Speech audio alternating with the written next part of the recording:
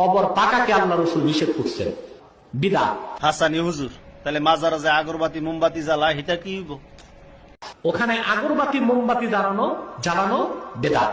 কবর তোয়াফ করা হারাম। মাইনা নিলাম আপনার কথা, পাকা কবর করা বেদাত, কবরে মোমবাতি আগরবাতি জ্বালানো বেদাত, কিন্তু যারা সিজদা করে তাদের ব্যাপারে কি ফতুয়া? আর কবরে সেজদা করা শিরকে আকবার।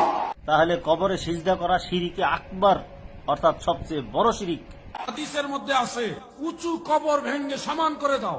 ও তাইলে এটাও হাদিসও আছে, উঁচু কবর সব সমান করে দাও, তাই না?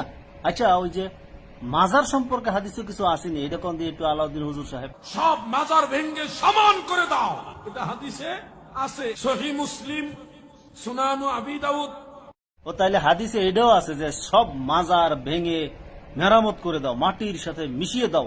আপনি আবার দলিল দিলেন কি সুনানে আবু দাউদ, মুসলিম শরীফ, এই দলিল আপনি দিয়েছেন। তাইলে ওই যে কুমিল্লা যে মাজার মাইকে ঘোষণা দিয়ে যে 4টা মাজার একেবারে মাটির সাথে মিশিয়ে দিছে, তাহলে সেইখানে ওই যে গিয়াসউদ্দিন আত্মাহিরি প্রতিবাদ জানাইলো কেন? মাজার পূজারী। ও আচ্ছা, তাহলে তাহেরি সাহেব মাজার পূজারী। তার মানে আপনি দলিল দিলেন, আপনিও নামদারি সুন্নিদের একজন আলেম। এনায়েতুল্লাহ আব্বাসী সাহেব কত চমৎকার দলিল দিল, কবরে সিজদা দেওয়া শিরিকে আকবার, কবরে মোমবাতি আগরবাতি জ্বালানো বেদাত, পাকা কবর করা বেদাত। আবার কুমিল্লায় 4টা মাজার মিশাই দিল, সেখানে আপনিও প্রতিবাদ করলেন। আবার তাহেরি সাহেবও প্রতিবাদ করলো গত বছর গুলিস্তান মাজারে, কি জানি মাজার, গোলাপসার মাজারে, সেখানে কানে কথা শুনছেন সেই মাজারে নাকি পোলাবাইন যাইব। এটা শুই না আপনি আরো নামদারি অনেক সুন্নিরা ওই মাজারে যে অবস্থান করতেছেন, যেন কেউ মাজারের কাছেও যেতে না পারে। কেন তাহলে? কি জন্য আপনারা ফতুয়া দিচ্ছেন মাজারে যাওয়া নিষেধ, মাজার উঁচু কবর করা নিষেধ?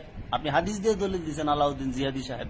তাহলে আপনারা কি জন্য মাজারের পক্ষে অবস্থান করেন বলেন?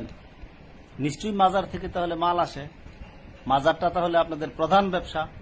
আপনাদের মুখ থেকেই তো আমরা দলিল নিলাম, আমরা কওমি গণনার কোন আলেমের কাছ থেকে দলিল নিলাম না, আপনাদের কাছ থেকে দলিল নিলাম।